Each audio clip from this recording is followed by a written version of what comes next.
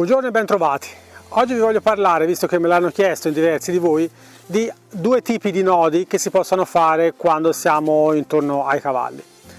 Questo qui è un nodo molto utile perché ci permette di legare il cavallo anche a rami molto alti. Ricordatevi sempre che i cavalli vanno legati all'altezza del garrese, ok? Quindi non devono essere legati bassi.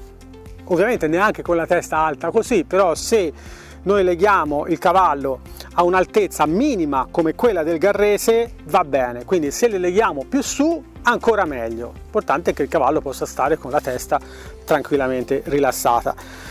Non legate i cavalli in modo che mangino l'erba, perché succede che poi dopo infilano la mano dentro davanti alla corda che li lega, poi quando tirano sulla testa perché si spaventano rimangano bloccati nella gamba e succede un casino. Di solito si spaventano ancora di più, tirano indietro e succede un macello. Allora, se io sono in bosco per esempio e devo legare il mio cavallo ad un albero e questo albero ha un ramo molto alto, posso semplicemente tirare la corda e fare un nodo a questa maniera anche quando sono ancora in sella. Quindi mi torna bene, io sono in sella, faccio il nodo, poi scendo e me ne vado e lascio il cavallo legato qua. Come facciamo a fare questo nodo? Questo nodo, vedete, ha una sicura, che io in questo caso anche se tirassi questa parte qua non si scioglie. Questo nodo potrebbe essere anche 1 metro ancora più alto perché magari l'ho fatto da cavallo e quindi io non sono arrivato, sono arrivato molto più alto a farlo, ma potrebbe essere anche il ramo molto più alto e comunque io il nodo lo faccio a questa altezza qui lo stesso. Come faccio a scioglierlo? Tolgo la sicura a questa maniera, tiro e sciolgo tutto, vedete? Fatto. Com'è che faccio a farlo? Ve lo faccio vedere subito. Questa parte qua, che è quella con l'anello, è quella che va al cavallo, ok? Tanto per intendersi. Cos'è che faccio? Faccio una piccola asola a questa maniera, vedete come ho fatto? L'ho girato su se stesso e l'ho messo così. Con questa parte qua che torna giù lo metto sopra e ci faccio un giro completo. Dopodiché lo faccio passare di qua, ok? Lo incrocio con la corda che va al cavallo e passo dentro all'asola. A questa maniera il nodo è fatto, è esattamente il nodo di prima, ma senza sicura. A questo punto voglio mettergli la sicura, perché se il cavallo giocando tira questa corda è chiaro che si scioglie tutto. Cosa faccio? Faccio la stessa cosa che ho fatto là, faccio un'asola, così, vedete? Così. Ci passo dentro l'altra asola, quella del nodo vero e proprio, tiro, ecco che ho messo la sicura. Anche in questo caso, se il cavallo tira, non succede nulla. Tolgo la sicura, vediamo se è venuto bene. È venuto bene. Adesso ne vediamo un altro però. Recupero completamente la corda. Ve lo faccio vedere con, ad esempio, la staccionata. Ora, questa staccionata non si presta molto bene perché è rettangolare, però il nodo viene fatto lo stesso, alla stessa maniera. Come al solito, la parte che va al cavallo è quella dove c'è l'anello e cosa faccio io? Qui c'ho il cavallo, faccio una U con la corda, la passo sotto e giro intorno alla staccionata, vedete? Questa parte, la U che avevo fatto e che ho girato intorno alla staccionata, la metto qua nel mezzo. Questa è la parte che va al cavallo, la metto qua nel mezzo. Dopodiché questa parte qua, che chiameremo coda, la coda della corda, la passo di fronte alla U, così, vedete?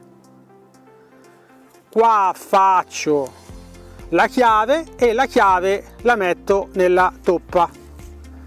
Tiro e eccolo fatto il nodo. Questo è il nodo. Questo è il cavallo, qui il cavallo è attaccato qua, ok?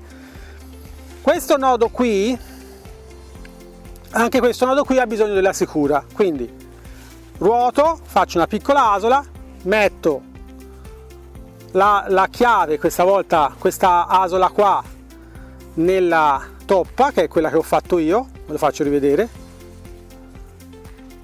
metto qua dentro, tiro e anche in questo caso qui ho ottenuto una sicura. Il cavallo se tira qua non succede nulla, se tira qua non succede nulla. Il vantaggio di questo nodo anche quello è molto semplice da sciogliere, ma in quel caso quando io sciolgo poi dopo devo far passare la corda tutta intorno all'oggetto a cui avevo legato la corda, in quel caso era il ramo dell'albero. In questo caso qui invece no, guardate bene, io tolgo, un sacco di zanzare stamani, io tolgo la sicura, tiro e guardate cosa succede. Ecco che io praticamente mi ritrovo tutto che viene via dalla staccionata in questo caso. Questo nodo qua si chiama bank robber, perché bank robber vuol dire rapinatore di banca. Era uno dei nodi più usati appunto dai rapinatori di banca, perché quando uscivano di corsa dalla banca dovevano tirare la corda e praticamente doveva venire via tutto, cioè non avevano il tempo di aspettare di far passare la corda intorno al palo, tiravano e se ne andavano via con il cavallo, e addirittura a volte montavano sul cavallo e tiravano la corda e scappavano via. È per questo che gli è stato dato il nome di bank robber. Mentre l'altro nodo, quello che abbiamo visto prima lassù legato all'albero, al ramo dell'albero alto, si chiama Stockman Boyline. Spero che anche questo video vi sia servito per imparare qualche cosa nel grandissimo mondo dell'equitazione, e noi ci vediamo alla prossima puntata. I met him on a sunny day in late July and everything turned upside down.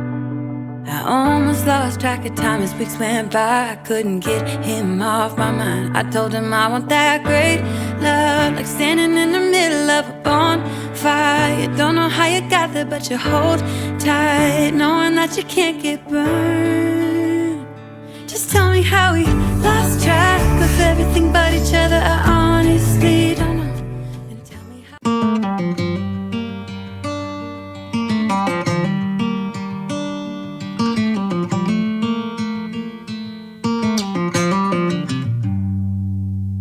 heading back to what used to be home, passing by those little towns I know so well, stopping for gas and then I'm behind the wheel again. Driving this like a spiritual cleanse, where every mile is a new beginning and every bend holds a new end. Eyes on the road, don't lose control. I'm speeding fast to chase my soul.